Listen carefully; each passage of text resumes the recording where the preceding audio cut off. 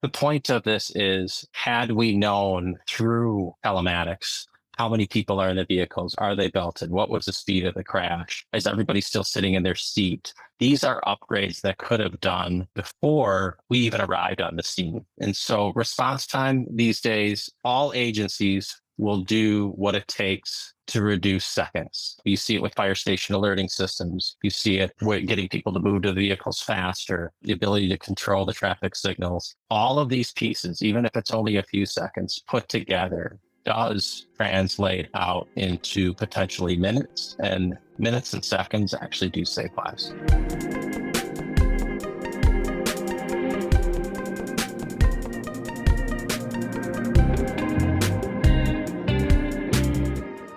Welcome back to Safety Gap Podcast. I'm your host, Cassidy Shield. Today, we're doing something a little different. We recently held an insightful panel on making telematics data work for emergency response, and the feedback was so fantastic, we wanted to share it with our listeners.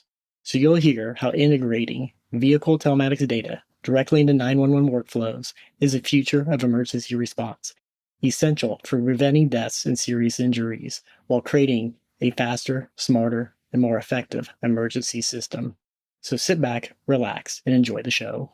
Let's get started. So I'm Amy Marion, Director of Public Safety and B2B Solutions at RapidSOS. I have been in public safety, mostly 911, for over 27 years.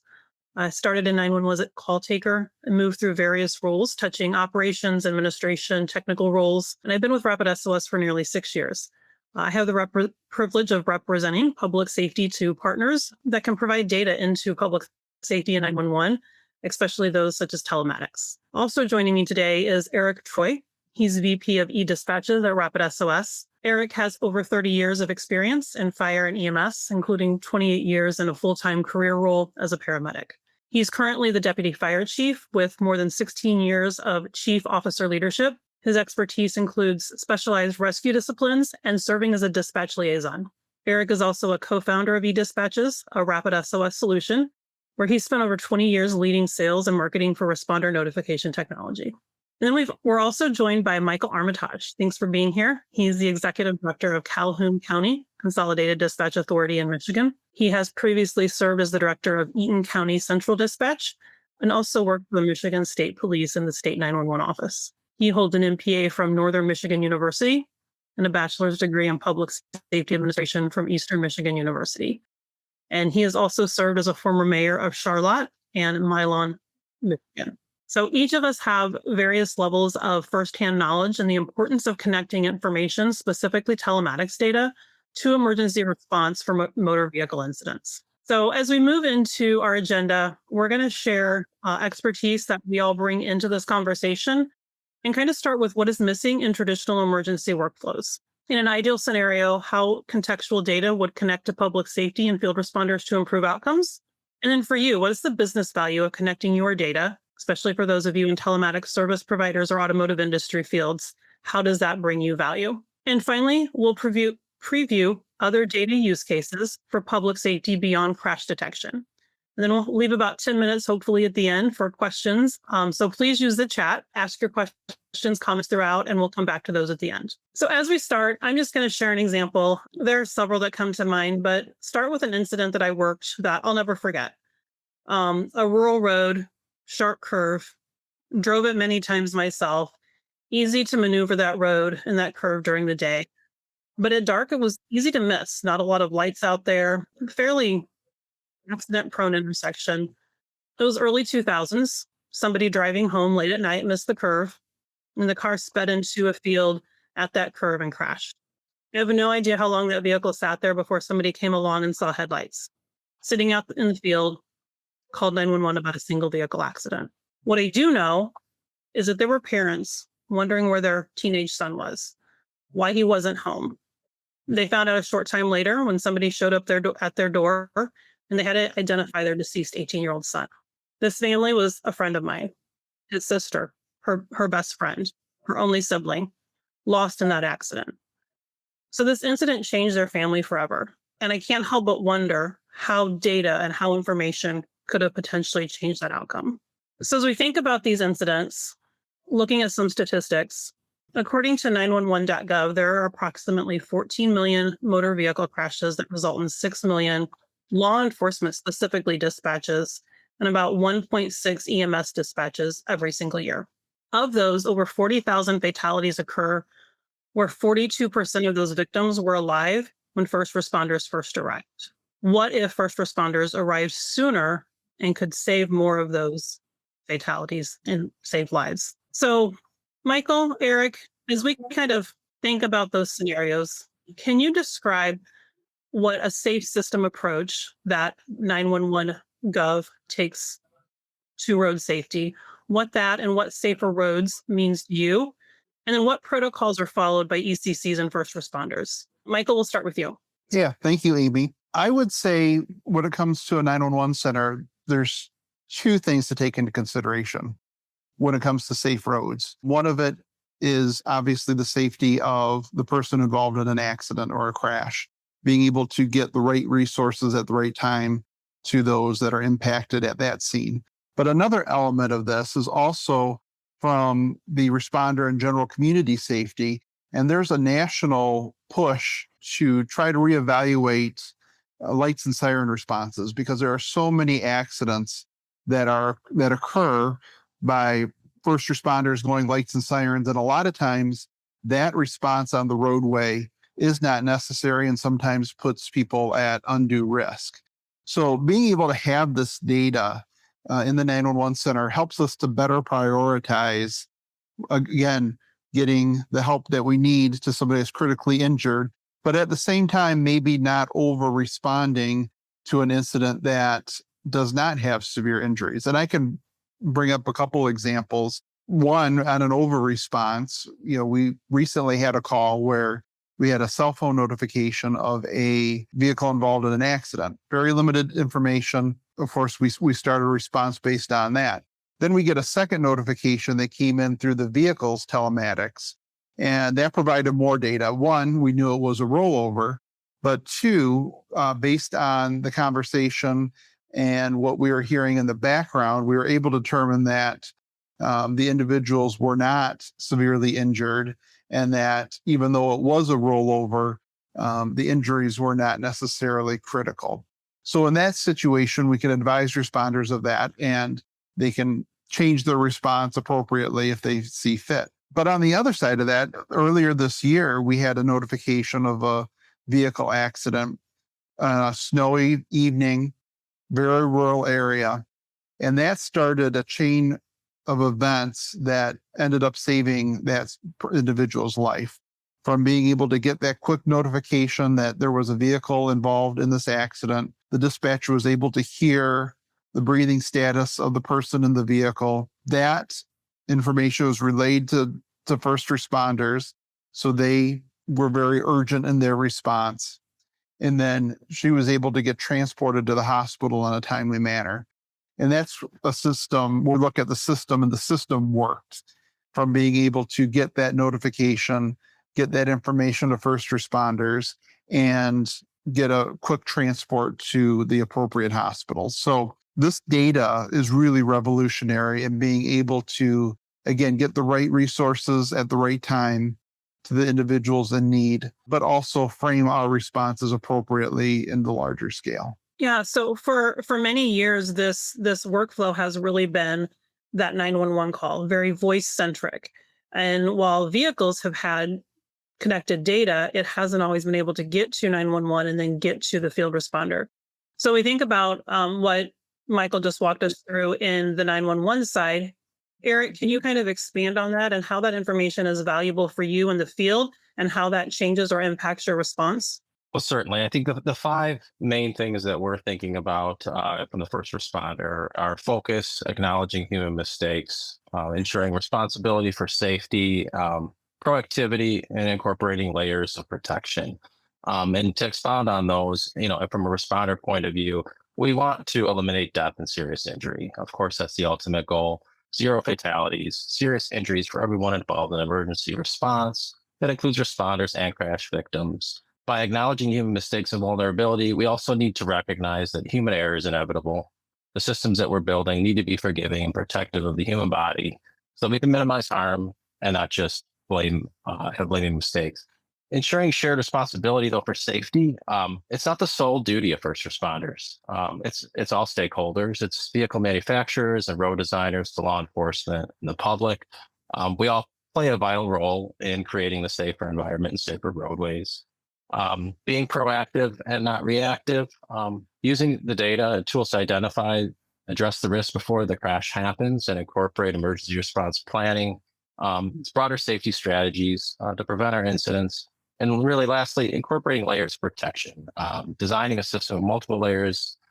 So if one element fails, the other can compensate. And an example would be, as you bring these new technologies in, if there is a technological failure, we're able to fall back on the response and the experience that we've had throughout the years, getting us to this point with new layers of technology. Those are all really great key points, Eric. And one of the things you said that I want to kind of take into the next part of the conversation as we think about dispatching is that human mistakes and vulnerability, when we are exclusively reliant on human information to get accident notification, dispatch notification, field responder response on the way, we have callers who are in a crisis situation or maybe visualizing a traumatic incident they weren't involved in and trying to give critical information in that moment. And I know from my own experience taking those calls, there's human error in that information. And so having that data to supplement that human relay of information that may or may not be completely factual really helps eliminate some of those mistakes. And so then that telecommunicator is dependent on that human relay most often, and they only know what they are given, and they don't have any piece of information to maybe verify if the information they're being given is actually accurate. And then so that information that potentially is wrong gets passed into the field responder. And Eric, I'm sure you've had this scenario where you're responding to an accident and you're looking for even just something as simple as a vehicle description, and you find the location only to find out that the color, the make, the model, the vehicle you have your eyes open for is not at all what you actually find on scene. So taking that data and using it to supplement the actual calls that are coming in can really inform that more accurate response. So thinking about those pieces of information, Michael, let's starting again with the call and the dispatch side. How does that information shape how you dispatch? Yeah, absolutely. So we use emergency medical protocols, so that helps us to prioritize calls. So we're taking that information and being able to set a priority based on things like mechanism of injury. So for instance, if we know it's a rollover, that's going to be a higher priority call than maybe if somebody drives by and just tells us we don't know if there's any injuries. And that's one of the disparities that we have is, when it comes to information, it really is dependent too on where that accident happens. If it happens on the highway, a lot of times, or in an urban area, we get so inundated with calls that we just aren't able to triage and get all the information that may be helpful in a call because we need to answer all this backlogs of 911 calls and try to get as much pertinent information as possible. So we're very limited on being able to collect that data in those environments. So being able to have that displayed in the 911 center and delivered gives us a better picture of what's going on. Because again, we get a call that it sounds like a horrific accident and really there's no injuries. So being able to have that data both validates and sometimes in many cases too informs us of the accident. So on the other end of that spectrum in a rural area, if that person involved in the accident is not able to place a 911 call, these notifications and this data might be the only notification, and many times is the only notification that we get because we don't have passerbys that are seeing the accident, especially, like I said, in a rural area at night. People may not see that there's been an accident or a vehicle that's rolled over into a cornfield. So being able to have that data in both settings, both that rural environment where we might not even know the crash otherwise, or that urban environment where we're getting a lot of notifications of the crash, but not really good data as to what's happening or the severity of the crash. In both instances, that's going to help us, again, determine what kind of a response is necessary, what priority is necessary. And, for the fire departments, help determine what apparatus they may need based on the information that we're getting here in the dispatch center related to the accident. All such important critical pieces of that emergency response flow. And as you talked about that, Michael, it reminded me of just a discussion I had last week. I was at an event with a director and I'd seen the story, but I hadn't actually talked to somebody firsthand about it. And she was sharing, it was around Christmas time about a year back, but they had an accident in Northwest Indiana where an individual was on the highway and one vehicle accident and went into basically an underpass area off of the freeway. That vehicle sat there with an individual trapped inside for 6 days. And when some people, I don't remember if they were hunting or fishing or doing something, but they were in that area and actually came upon his vehicle. He was still alive, but obviously not mobile. And he did not have any means to actually contact 911 in that entire time. And so it was, their location that helped responders actually find him 6 days after he was in that accident. Thankfully, he lived, but of course suffered some, permanent injuries from that accident, that time delay. So taking that information into 911 literally will save lives and get that faster response there. So Eric, as we think about that, what pieces of information that you're taking from dispatch into the field, how does that help you prepare and then react when you get on scene? So as a responder, and I can speak for responders, on our way to the scene, we're trying to think through what we may encounter when we arrive. And so conditions might be just a single vehicle accident. It might be minor damage, moderate damage, significant damage. But just because something might be minor, it may involve the elderly, and the elderly are blood thinners. And therefore, they may have internal bleeding from the most minor of accidents. Life safety profile is another. How many people are involved in the accident? Are they all adults? Are they pediatric? Do we have to engage the trauma centers? In my particular region, we have a level 2 trauma center 12 minutes away. A level 1 is 23 minutes away. But there's a big difference. Those hospitals, the level 2 in our area has 30 minutes to assemble a surgery team, whereas the level 1 has surgery team on site ready to go. The next is occupancy and exposures. And a lot of times when we talk about car accidents, exposures in the response industry is typically related to fire. But do we have hazardous materials? That's going to change the whole situation. Are there any underlying factors that we're not aware of, rural area, cities, et cetera? And lastly is the strategy mode. What is our strategy going to be? Is it a single person that is injured or maybe barely injured and probably won't want transport? Is it a small, medium, or large scale event where now we are calling in lots of ambulances? Our initial responding crews are essentially becoming a triage and transport division and passing off to other ambulances coming in. So as we think about all of these pieces of information that are critical, technology is quickly evolving, and even our vehicles are evolving rapidly. So one thing we haven't really kind of touched on in kind of that response information is electric vehicles.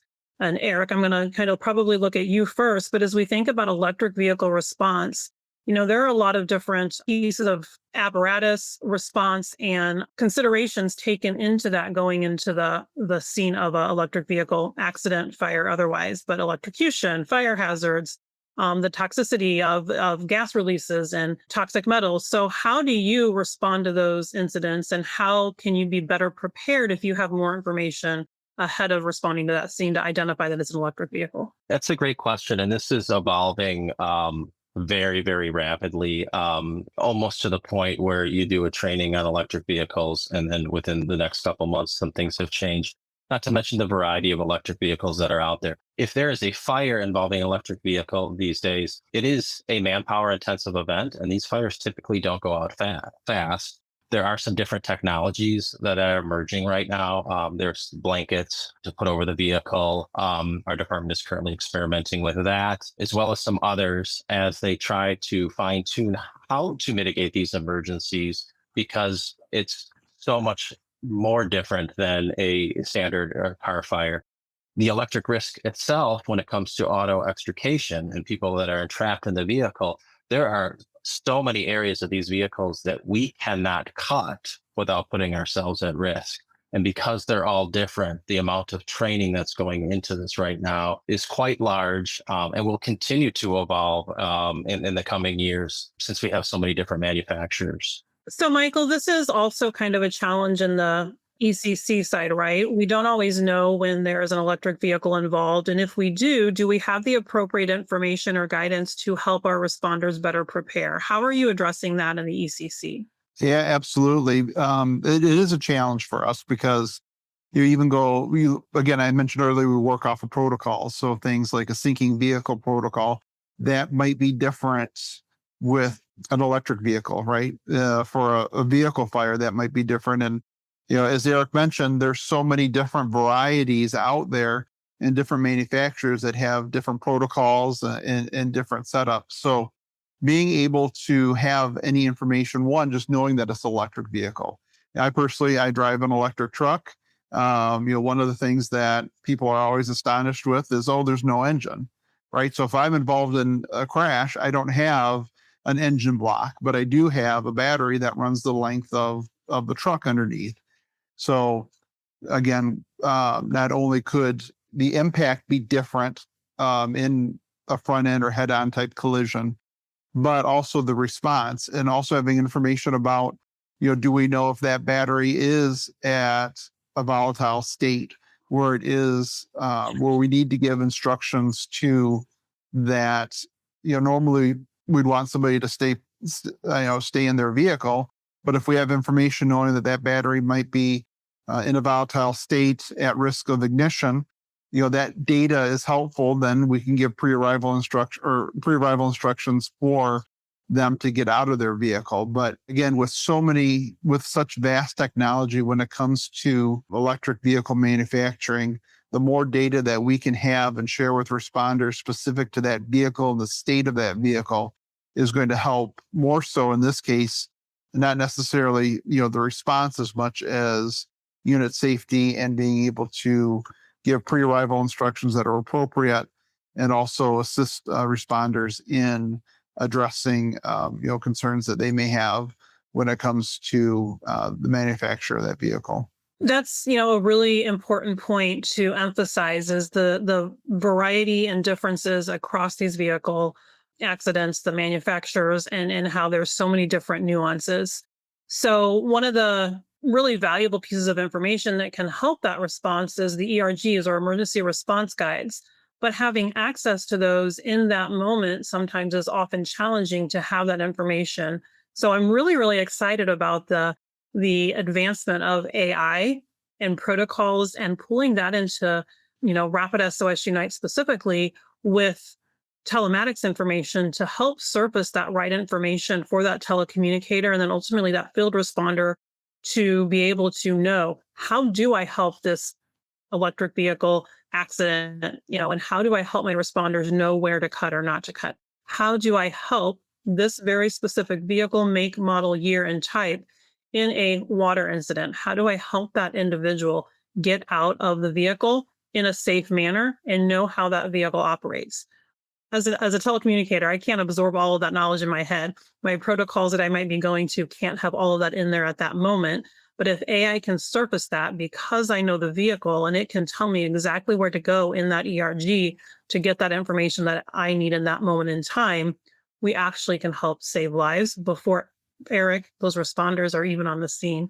So Eric, can you help me understand how that fits into your field response and how you use that information when responding? Again, you don't have a booklet that you can open as you're trying to help that individual, but how does that information help you once you get on scene? We do have that booklet. We have it in every glove box and every vehicle that we have, the ERG, and it's not always where it needs to be at the time that you need it to be. Specifically on our mobile applications, we also have that information. But the ability for, as I think moving ahead into the future at technology and specifically, RapidSOS Unite, and the ability for that information to be pushed even to your CAD terminal and to have that right in front of you, or a train consist where you can see exactly the hazardous materials and what cars they're in before you even arrive on the scene. is monumental versus going to a paper guide. And so that has already started. We've already started to do some of that here with RapidSOS and technology and embracing technology. This is what's going to make a difference moving forward into the future. I'll talk a little later on some change in the youthful movement in the response industry and how they look at technology. But yeah, the paper guides, they will always be around, but there's better ways. Yeah, it's using the various tools that we have and using them most effectively. So I love that. We won't spend a lot of time on it probably, but one other area of vehicle telematics and response that's evolving is autonomous vehicles. So kind of going to throw this to both of you, Eric or Michael. Have either one of you had any experience or training as it responds to autonomous vehicles? I know they're in limited areas, so that experience might be not with everybody right now. I have not. I have had zero training on them, and I have not even seen one in the wild. I have very limited experience. I had an opportunity to actually ride in one at the University of Michigan's test lab a few years ago. And I will say that does bring its own set of challenges, right? And I anticipate as those become more prevalent, especially when you talk about mass transit, what I was actually riding in a shuttle and, could fit 5 or 6 people in a low speed shuttle. But if there's an emergency on that shuttle, I can definitely see a use for integrations to be able to, because we're not going to be relying on a driver, right, to tell us that there's an emergency, but to be able to pass on data, because the people that are riding that vehicle may not have much information about what kind of vehicle it is. So I can see definitely a big information gap coming from riders in such a vehicle if there was an emergency. And I'll just add in a little bit of my own experience. It was earlier this year, the first time I stepped foot into an autonomous vehicle, and I told a coworker that the next time I was in the area, I promised I would take an AV and experience it. And I was a little bit apprehensive, but actually it was comfortable. It was not anything to be worried about, and I really did feel very safe in there. But there are some elements of that ride without that human element that become challenging. How is that vehicle controlled? Obviously, there's a ton of sensors, so there's a ton of connected information that can, in an incident, be valuable to 911 and responders. How does that vehicle disengage? Do the people in the vehicle know how to disengage that vehicle, or do they even have the ability to? And how can 911 help facilitate that? And talking to some ECCs that actually have a lot of AVs in their jurisdiction, they have unique challenges that haven't quite reached all of us in 911 yet. But when there are active incidents, when there's a safety hazard or a road blockage, getting that information to the vehicle itself to know to avoid active areas or incidents, to keep both the individuals, the responders on scene, whether that is police or fire, keep them safe and not distracted by an auto driving vehicle going through the area, but also the people in those vehicles. So I think there's just a lot of growth in that area that we have to do and understand in emergency response, because we can't expect that these are going to just continue to evolve and be more prevalent. So I think there is a lot of lack of understanding and training in this area, including myself. I was a little bit apprehensive, like I said, and by the time I did it, within a couple of days, I was in 3 or 4 of them, and it was totally fine. But how do we manage that in emergency incidents? One other topic that you brought up earlier, Michael, is talking about that over response and under response. And I'd like to dive a little bit deeper, specifically on the over response. We think a lot about getting somebody to the scene quick and fast is the best response to the accident. But what's not always thought about is if that is an over response, we are sending millions of dollars of apparatus across city and county roads and in traffic that actually creates additional road safety and road hazards that can lead to accidents, injuries, and a significant cost to those communities when we're sending that over response. So can you share a little bit more about that and how we can more effectively manage that in using the information that's available to us to send the right response? Yeah, I think that's, as I mentioned before, it's a nationwide effort to try to reduce these over responses, to try to reduce emergency responses when it's not necessary. And, a lot of times, especially on a highway situation, We just don't get enough data to be able to know if there is truly if it's an injury accident or not. So, in those cases, if we don't know, in our county, and I would say probably most counties, the way that response works is we're sending police, fire, and EMS, and most of them are going to be going lights and sirens. So being able to have the data to say, okay, yeah, we're getting 10 calls about this from passerbys, but we know that this is not an injury accident or a serious accident. Being able to craft that response, so maybe we're not sending all three disciplines, lights and sirens. And the other piece too is we tie up resources. It's very expensive for a fire department to put apparatus out on the road, and when it is out on the road, you're increasing the likelihood of getting it damaged. So again, if you have a fire truck that gets involved in an accident on a scene that they didn't need to respond to, and now that has to be sent into the repair shop for a month at a time, now that department's out of that piece of firefighting apparatus. So it's a domino effect that we really try to avoid, situations where there is an over response, both for the safety of the public, but again, also just to better utilize community resources.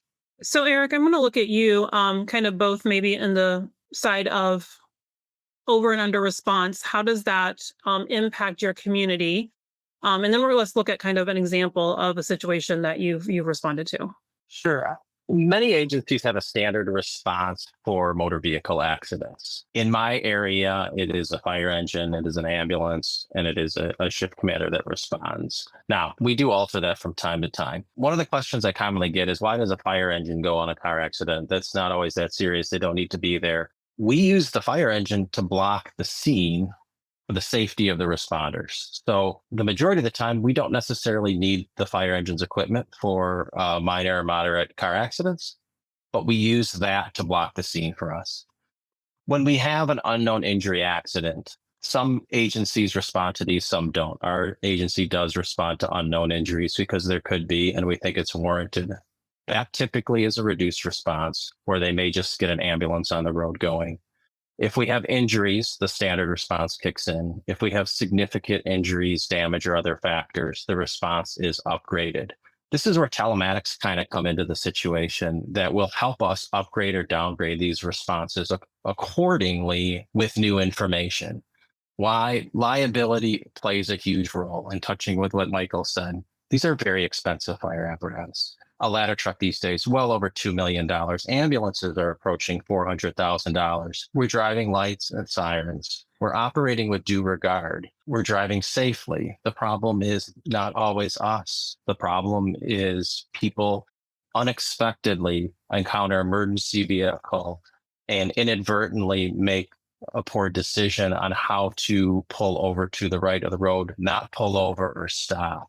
And every time we put an emergent vehicle on the road, we're all at risk for that. And so we're starting to look at that. We're starting to do less emergent responses depending on the types of incidents.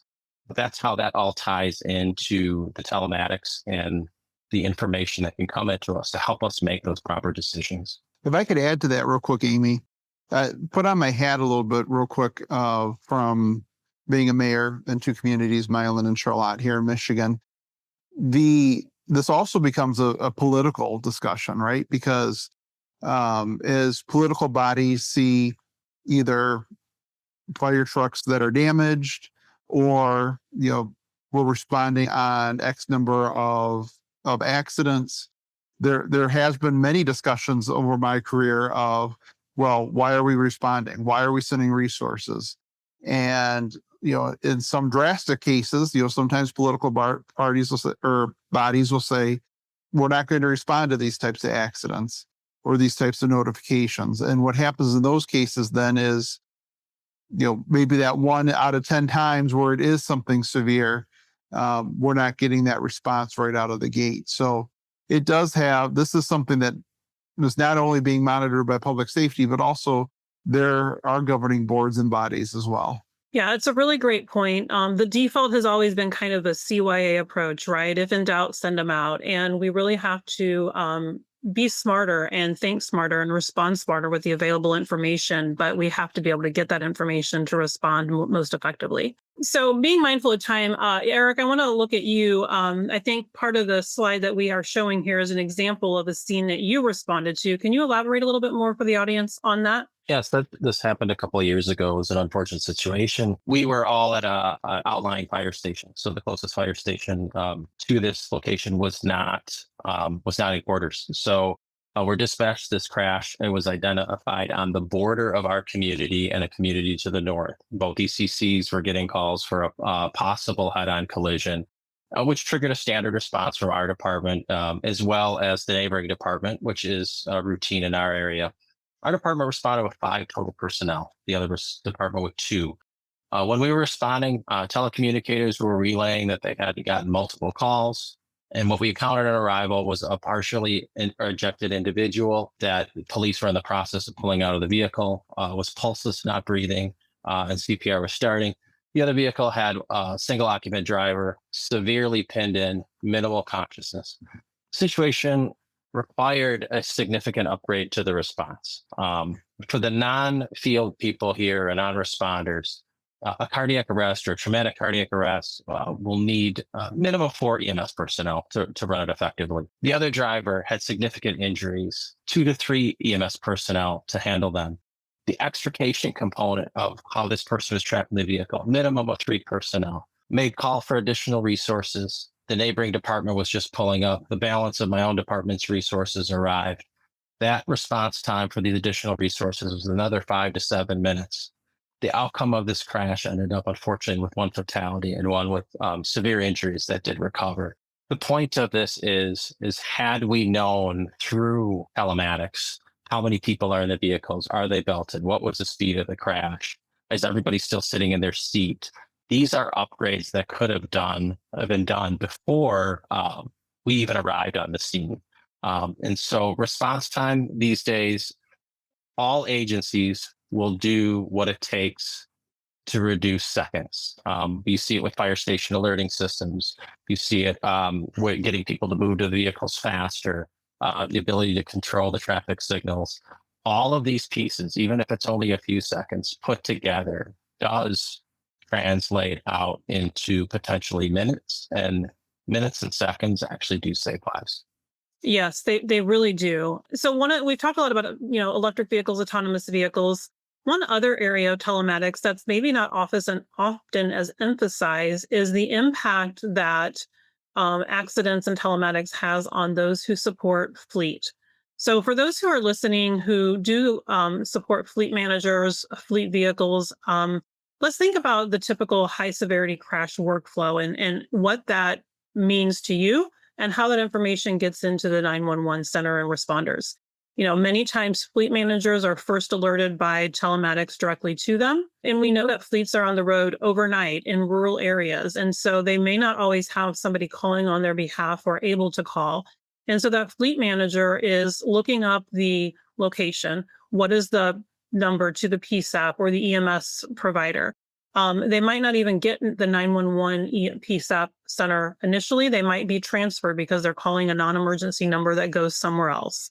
And so that process sometimes in checking on their driver, attempting to reach their driver, finding that information might take 20 or 30 minutes sometimes before that call's even initiated to get response on the way. So if a driver's incapacitated, if a driver's injured, if a vehicle, potentially has a fire risk, that delay is significantly impacting to that fleet, that company, and specifically that individual in that vehicle. So moving from that into what is the idea scenario in 911 in response to get information into the public safety ecosystem, I'm going to go back to that original story I started with, where there's a rural car accident. Again, impacted both my family and a family of our family, a friend, forever. What I don't know, I never will, is how long that young man was in that car until somebody called on his behalf. if that information had reached public safety, if responders had been notified sooner, if they had made it to him quicker, would that 18-year-old boy be a 41-year-old man today with a family, with kids, with his parents, his sister, because of a quicker, improved response? And those are the questions we have to ask ourselves as both responding entities and those of you who are responsible for safety of vehicles. Are you getting that information to save lives into 911 and into the field response? Today, we have the ability to get that information directly and immediately from that vehicle at the time of the crash, the location of the crash, the severity of that incident, rollover, impact, how fast was the vehicle going, had been known. Responders may have been able to get to that incident and save that life. So I have to ask, would Jonathan be alive and with us today if we had that information available? And I don't want another family in that situation to lose a loved one because we didn't have the right information, but we could have. So Eric, how would this contextual real-time data lead to an improved response in the story you mentioned earlier? Well, I kind of touched on it at the end of my last comment, but had these types of features been in place, all the people responding would have known how many people were in each vehicle. We could have known that one person was no longer in their seat, or other sensor data would have indicated the response needed to be upgraded long before we even got there. The lag time that we experienced waiting to see the situation and the delays and the appropriate amount of staff to the scene would have been avoided. Second, save lives, like I said. Would the outcome have been different? We'll never know. Maybe it wouldn't have been, but in a traumatic cardiac arrest situation, surgery is what's going to save, and these minutes are critical. So as we move on to the next slide and look at these data points that we kind of just highlighted, Michael, can you take one or two of these data points and talk about the critical impact and how it impacts your response and those response dispatches that we've talked about and the impact that they have on road safety on the individual involved? Yeah, absolutely. I mean, just right out of the gate, the location, having a good location, that's the most important piece. And sometimes that's a piece that's lacking.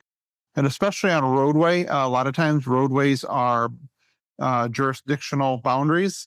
So we want to make sure to get the correct agency out there. So being able to know even, if the road, which side of the road that vehicle is on through more precise location data is extremely helpful.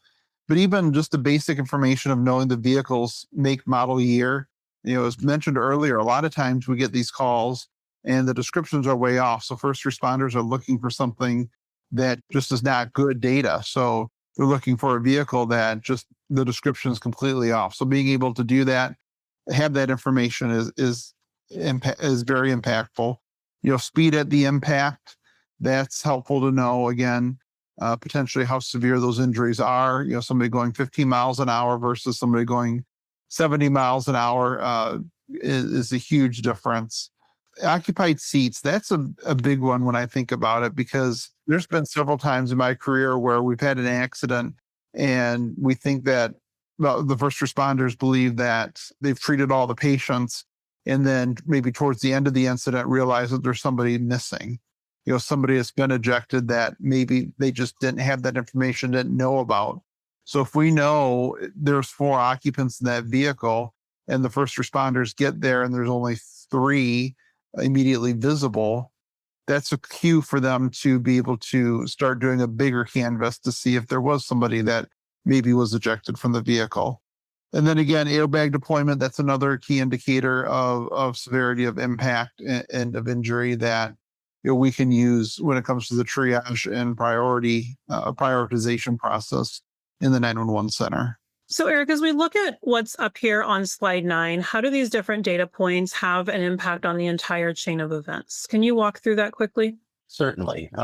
We have fire and EMS and law enforcement types of needs at these incidents.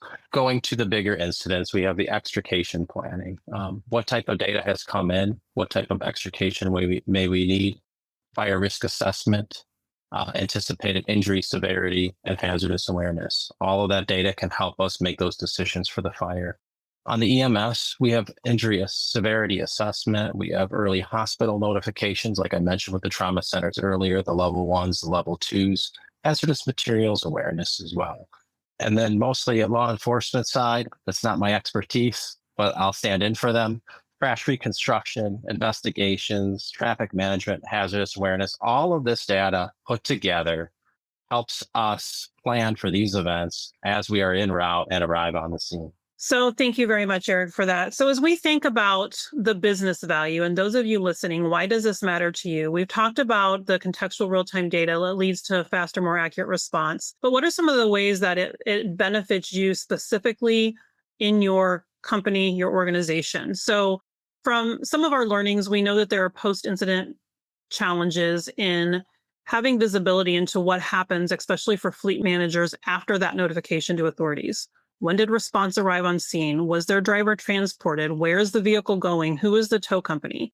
And all of these gaps lead to extensive back and forth with insurers, legal teams, slow resolution to claims. And so RapidSOS wants to help you solve some of those gaps and problems. When we think about the immediate cost saving of having better visibility into both the severity, the incident response, where the vehicle is going, can that help you? Absolutely. We have a platform differentiation by leveraging RapidSOS's connected ecosystem and platform across all of the public safety ecosystem to help provide you, regardless of what area of telematics you sit in, to provide value to your customer, retain your clients because of differentiation, and give you visibility into dashboards that give you a strategic competitive advantage to help have better visibility of this end-to-end ecosystem and what's happened in your specific incident. So there's a lot more we could probably say to this, but I know we want to have a chance for Q&A. And so as we think about other data points, I want to kind of share at a high level how organizations like you are providing safety to your clients and sharing critical data with public safety. What is the idea, information, and use case that you can share? We have a number of solutions that we offer, both safety reassurance. So there are incidents that happen on those roadways. There are incidents that happen in vehicles where maybe there's just an unsafe situation, but it doesn't escalate to 911. It doesn't escalate to a field response. We have solutions that offer safety agent connectivity that isn't going to go to 911 unnecessarily, but the ability to escalate that to them if that incident becomes emergent and needs a response. Digital dispatch capabilities, that workflow, time-saving, roadside assistance, getting out to folks on the road from 911s. We have the ability to help facilitate that. Drone dispatch, getting a drone as eyes on scene prior to Eric in the field getting on scene can help them better visualize and contextualize what's happening and further improve their response. And the ability to do that all from this one RapidSOS Unite ecosystem. And then one thing we haven't even touched on, this is going to be a whole nother webinar probably, but stolen vehicle capabilities, the ability to get more accurate information into 911 to law enforcement to locate stolen vehicles and create road safety. Many times when a stolen vehicle is identified, it's somebody following them, either a citizen because they've identified it, or law enforcement trying to stop it, which we know creates additional road safety concerns. So if there is the ability to use technology to slow or stop that vehicle, use a drone to get eyes on that vehicle, keeping the law enforcement officers from having to maintain that eyesight, it's reducing the likelihood of an accident, reducing the likelihood of an injury, and further driving road safety by connecting that information into 911 and into public safety. For those listening today, TSPs, OEMs, fleet, electric vehicles, autonomous vehicles, RapidSOS offers a flexible ecosystem to provide you solutions that will help with your priorities and provide safety, create cost savings, and connect that information that you have available to public safety to help facilitate safer roads and save lives. Some of those capabilities, are SOS buttons, dash cams, the telematics we've talked about, and so much more. For sake of time, I do want to open up the floor to questions. So would love your comments and questions in the chat. If we don't answer them today, we will certainly answer them follow-up post-webinar. Michael, Eric, anything you want to add while we wait for the audience to add any questions in the chat? Yeah, just some closing thoughts from myself. I had mentioned earlier, I want to talk about change and resistance to change. And so in my generation, we were pretty resistant to change throughout my career, and things have been changing now in the last few years. And I think it's mostly the newer generation people that are coming up, so I'm a bit older now. I have some 20-something-year-olds that I work with, and they're embracing technology, and they're driving those of us that have been in the industry a long time. So even my coworkers would tell you, they're like, if there's going to be somebody resistant to a systems change, it's going to be Eric. And I've come a long way. And so I want to pat myself on the back for that. But in value of embracing new tech, what's the world going to be like in 10 years, 5 years, 10 years, 20 years, where we've come to dial-up internet? Many things were good. Sounds like there's a lot of good stuff coming to responders. I'm super excited about it. Just embrace change. I like that. Michael, I can say a lot, but what would you like to add to that?